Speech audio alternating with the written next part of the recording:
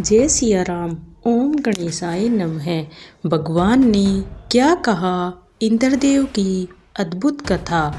एक दिव्य कथा जो अहंकार, भक्ति और ईश्वर की कृपा का रहस्य बताती है। सर्वलोक अपनी पूरी भव्यता के साथ चमक रहा था। कल्प वृक्षों की छाया, नंदवन की सुगंध, अप्सराओं का मधुर नृत्य और देवताओं का जय घोष, सब कुछ वैसा ही था जैसा सदियों से चला आ रहा था। परंतु आज इंद्रदेव के मन में शांति नहीं थी। इंद्रदेव का अहंकार और चिंता।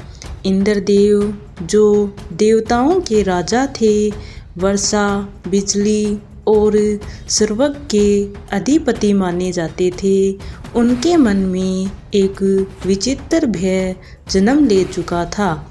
आजकल पृथ्वी पर मनुष्य अधिक तप कर रहे हैं, कहीं कोई तपस्वी मेरी गद्दी न छीन ले। यह भय धीरे धीरे अहंकार में बदल गया। इंद्रदेव स्वयं को सर्वशक्तिमान मानने लगे। एक दिन उन्होंने सभा में कहा, मेरे बिना यह सृष्टि सूखी मरुभूमि बन जाए। वर्षा मेरी शक्ति है, सर्वज्ञ मेरा राज्य है। देवगुरु बृहस्पति चुप रहे, पर उनका मौन बहुत कुछ कह रहा था। पृथ्वी पर एक सच्चा भक्त। उसी समय पृथ्वी पर एक साधारण सा किसान धर्मदास था। उसके पास न धन था न विद्या, बस थी तो अटूट भक्ति। वह रोज कहता, हे नारायण, वर्षा हो या ना हो, सुख हो या ना हो, सब आपकी इच्छा है। गांव में अकाल पड़ गया। इंद्रदेव क्रोधित थे और उन्होंने वर्षा रोक दी थी।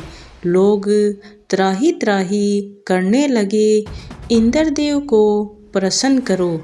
यज्ञ हुए, हवन हुए, बलि भी दी गई, पर धर्मदास ने केवल भगवान विष्णु का स्मरण किया। इंद्रदेव का क्रोध और भगवान की लीला। इंद्रदेव को जब पता चला कि एक किसान उनकी पूजा नहीं कर रहा, तो वे क्रोधित हो गए। मेरी उपेक्षा देखता हूँ कैसे जीवित रहता है। उन्होंने गांव के चारों ओर विनाशकारी वर्षा कर दी और बाढ़ आ गई। सब कुछ बह गया, पर धर्मदास का घर सुरक्षित रहा। यह सब देखकर इंद्रदेव चकित हो गए। भगवान विष्णु का प्रकट होना। इंद्रदेव सीधे क्षीर सागर पहुँचे। उन्होंने कहा, प्रभु, यह कैसे संभव है कि मेरी वर्षा सब कुछ नष्ट कर दे, पर एक साधारण भक्त सुरक्षित रहे। तभी भगवान विष्णु मंद मुस्कान के साथ प्रकट हुए। भगवान ने क्या कहा, यह वचन सुनकर इंद्रदेव आनंदित हो गए।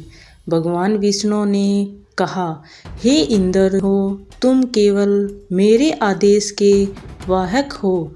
जिस दिन तुम्हें यह अहंकार हो जाए कि सब कुछ तुम कर रहे हो, उसी दिन तुम्हारा पतन आरंभ हो जाता है।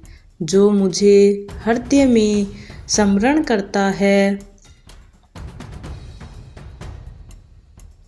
उसे न अग्नि जला सकती है, न जल डुबो सकता है, न देवता न दैत्य उसे हानि पहुंचा सकते हैं। भक्ति के सामने पद, शक्ति और अधिकार सब तुच्छ हो जाता है। इंद्रदेव का हृदय परिवर्तन। भगवान के वचनों को सुनते ही इंद्रदेव के नेत्रों से अश्रुधारा बहने लगी। वे हाथ जोड़कर बोले, प्रभु, मुझसे घोर अपराध हुआ है। मैं स्वयं को ईश्वर समझ बैठा। भगवान विष्णु ने कहा, जो गलती मान ले वही सच्चा महान होता है। जाओ इंद्र, और यह स्मरण रखो, देवता वही है जो स्वयं को सेवक समझे। पृथ्वी पर अमृत वर्षा। इंद्र लौटे। उन्होंने उस गांव में अमृत समान वर्षा कर दी। फसलें लहला उठी, धरती हरी हो गई और लोग आनंद से झूम उठे। इंद्रदेव स्वयं धर्मदास के पास गए। धर्मदास ने कहा, देवराज, धन्यवाद आपको नहीं, धन्यवाद उस परमात्मा को जो सबका रक्षक है। यह सुनकर इंद्रदेव के मन में अपार शांति भर गई। इस कथा में हमें यह शिक्षा मिलती है कि अहंकार देवताओं को भी गिरा देती है। सच्ची भक्ति सबसे बड़ी शक्ति है। ईश्वर के सामने सब समान है। जो भगवान पर छोड़ देता है उसकी रक्षा स्वयं भगवान करते हैं। अगर आप सभी को यह कहानी पसंद आई तो प्लीज़ कमेंट में जय सिया राम, जय विष्णु भगवान ज़रूर लिखना और मेरे चैनल को सब्सक्राइब करना। राम राम सभी को, धन्यवाद।